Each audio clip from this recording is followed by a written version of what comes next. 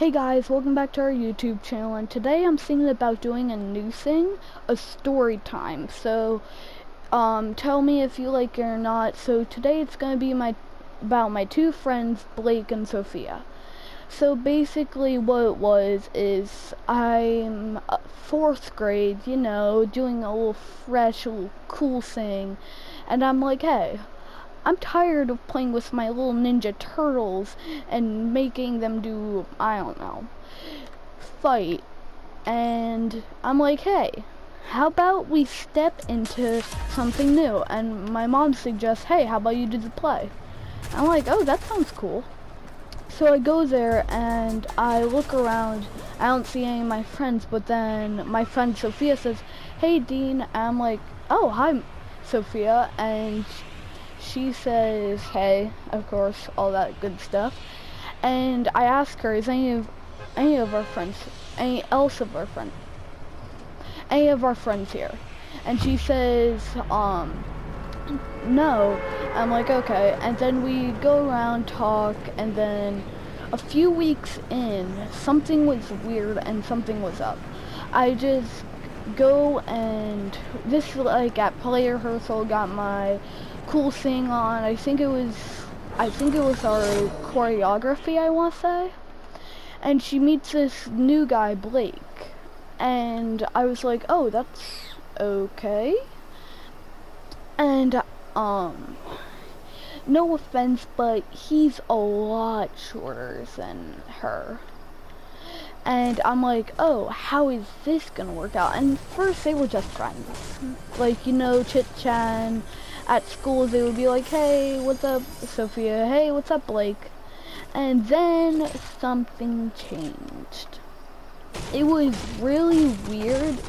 Honestly, I was thinking it was pure drama, but no, it was not even close to drama. So basically what happened was it was a weird, like, back and forth thing. They're saying how they need each other, then he was like, no, I can't, but yes, I can, but no, I can't. And she was like, come on, Blake, come on. And he was like, no, I can't, but I like you, but I don't. And then I was like, just please don't. We become great friends. And I didn't know Blake. She and Sophia introduced me to him. And it was like a cool little thing. And then I was like, Blake, just don't do it. If you don't want to, then just don't. And he's like, fine. But then the next week I see them, like, hanging out, talking to each other. And I'm like, okay, so what's going on? And I go up to him and I ask him what's going on. And he's like, oh, she's just so pretty. I can't get her off my mind. And I'm like, what are you doing, Blake? Oh, so, he's a grade below. He's a grade below her, which is not good, just not good. Like, you really shouldn't pursue that. And I'm like, just don't stick in your 3rd grade little classroom. And he's like, but I really want her though. And then they go back and forth, and then before you know it, it's playtime. Not playtime, but like, it's time for the play. And the first one, your boy showing out, getting all those fresh moves on the table, doing my part cradling a fake baby, what you gotta do, what you gotta do. And then we go down, and it was like break. They start talking and they start getting know each other really, really well, to, like, not, I don't know how to explain what level, but then I'm like, okay, I pull Blake to the side. I'm like, okay, you're sticking here until we go back up. And he's like, fine, okay. And then we just do our little song, and then we need to stay there for the second one because, play is play, doing all that cool stuff. And then it was so funny. Like, I'm not even exaggerating this. They get together They break up 2 hours later. I'm not even kidding you. They get together for 2 hours. 2 hours, I tell you. And then they break up. I'm like, don't, what are you doing, Blake? And it's like, I don't know, I'm really sorry. I'm like, fine, it's okay, just please don't do it again. I don't want anything to happen to you, yada, yada, yada. And he's like, okay. And the rest of the night goes very smooth. Almost too smooth, I think. And, we are like, okay. Then we meet up on Sunday. And then we meet up on Sunday, and we meet up on Sunday, and nothing really happens that Sunday. They just talk. They're like, I don't know if we should get together. And then honestly, I don't really hear from it. But then at the end of the year, 2 weeks, she is literally restraining Blake to, not restraining him, but like trying to hold him down in a way, and trying to high five, if you will. They try to high five for a long time, and she literally has like 3 of her friends bodyguard around the tree, and he has this one friend, Dylan, and me and him team up and go and save the little poor bud. And then we ask him like, bruh, you really need to stop this. And he's like, okay. The rest of the year goes smooth. We don't really talk over summer break. Then we come back and it's just next level. I know you all are saying, how can it get next level to basically restraining a person to high five you? And basically what happens is Sophia becomes literally probably a stalker towards him. What happens is she just watches him. Literally, she told this to me like 3 months before this whole quarantine thing happened. Now we have like a classroom, and my good old teacher says, hey, how about we switch seats? And I'm like, oh no, just please don't put her out the window, because that's where the 4th grade gets out. And obviously, you know who's in that class, Blake. And guess who gets the window seat? Poor old Sophia. And I feel so bad for Blake. I'm like, I'm so sorry. I tell him in the hallway, like, Sophia got the window seat. And he's like, oh great. And literally every time they walk, Sophia just looks for Blake. She's like, where is he? Where is he? And I'm like, Sophia, just stop. And she says, no, we're meant to be. I know we're meant to be. And I'm like, great. I need to deal with this now. So, her one friend, Bella, it tells her, like, you really need to get Blake off your mind. And Sophia says, like, sure, I'll try, but it'll be really hard.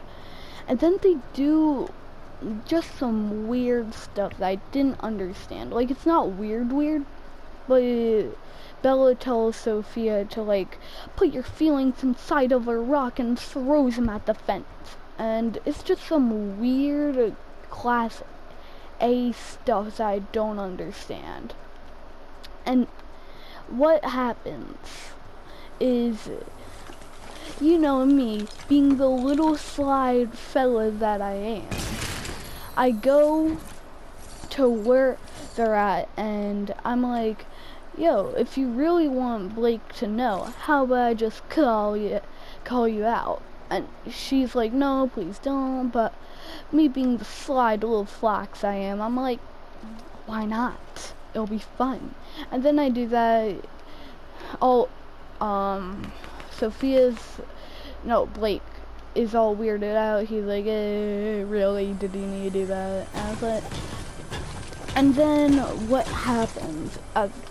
We're at our little spring show, not spring, because spring is canceled.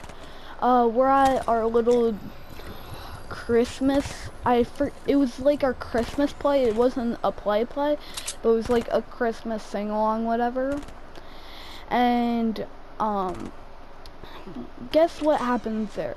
They get some pictures together, kind of forcing Blake to do it together. And then, forcing Blake to do it, and he's like, don't you really need to? And Sophia's like, yes, please, please. And then guess who gets a number? Sophia does. By literally forcing the child to put it in her grandma's phone. At this point, like, bro, you really need to stop. And she's like, no, we're meant to be, all that good stuff that, well, not good, but you get what I'm saying. And I tell her, like, bruh, Blake wants to be left alone, but you're not leaving him alone. And she's like, I know, but I know we're meant to be. And it's all, I'm sorry that I keep repeating myself, but all this happens, and I'm like, okay, I can't, it's too far gone at this point. And then they start talking, it's weird. Sophia starts to make Blake talk to her. And I remember, I don't know what PTT stands for, but me and Blake's mom are both in it. And we have like this little thing. We have a basketball court in our school, and that's where we usually do it. And what I do is sorry for the long pause. What we do is, like, this basketball will determine your future, yada yada. And I'm like, you'll become soulmates with Sophia. And I really don't want to land it, but backwards, I shoot it, and it goes right in. And you will not believe this. I'm so glad he did not get a concussion, because that sucks. He literally drops dead to the floor. He literally drops dead to the floor, like a little rug toy. He literally drops down, and I'm like, bro, get up. He's like, I'm dead. And I'm like, okay. So then I literally drag him to the outside, and I pick that little boy up, and I'm like, Blake, it's probably not real. And he's like, yeah, you're probably right. We go on with the rest of the night, and then we say, you need to kiss Sophia behind the tree if I land the thing. He's like, bet, you can't. I'm like, I say to him, like, I pray to God I don't. And guess who lands it? Guess who's the little Michael Jordan of this era? Yup, me. I land that sucker and he drops again. I can't get him up. He's sad. But luckily, I don't remind him, because I don't literally want the little boy to die. And because he said, like, remind me, I'm gonna do it. And I'm like, okay, I'll totally remind you. Definitely, yep, I'll definitely remind you. Don't ask if I will remind you, because I definitely will. And of course, I don't want that little poor boy to die, so I don't remind him. Luckily, that little snookenanger, whatever thing, doesn't remember, and then we go on with our life. And then quarantine happens, and there's basically no other end to the story, because there can't be, because stupid quarantine. Honestly, I don't know if they're talking. I've talked to Sophia a few times, and they're like, yeah, we are, but we aren't. Probably same thing, forcing poor Blake to get on the phone. I feel really bad for Blake, but I'll probably come out with a part 2.